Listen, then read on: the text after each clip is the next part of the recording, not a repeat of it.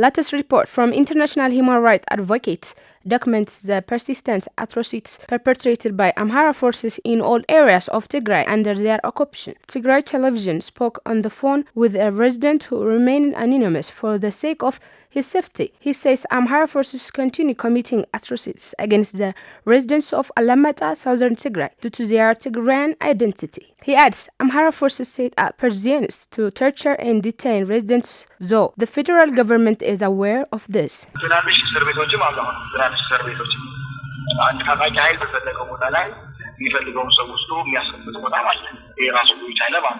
Mini prisons are being set up recently. There is also a place where members from the armed group detain whoever he or she wants to detain. There are also police stations used for detention. For instance, there were 3 residents who were detained for 2 months without any guilt. Though the command post in the area freed them, they are made to languish economically and are restrained to run their economic activities outside only due to their Tigrayan identity. The Amhara forces do this out of the assumption and worry that if these Tigrayans become strong economically, they will strengthen their contact and will be an assistant to the forces in Tigray. That's why the Amhara forces are now arbitrarily detaining the residents. The residents who remain anonymous says Amhara forces are not only engaged in committing horrible atrocities, but he adds they are also worsening the suffering of the residents by forcing them to pay taxes. He calls for the concerned bodies to end the misery of the residents by providing lasting solution.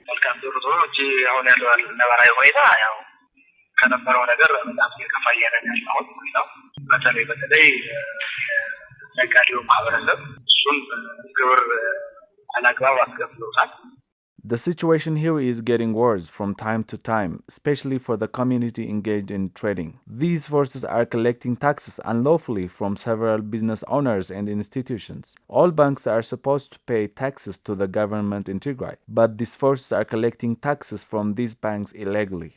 The anonymous caller also urges the concerned authorities to stress on the prevention of the spread in cholera outbreak recently seen in Maicha and Alamata to the neighboring districts where the IDPs are sheltering.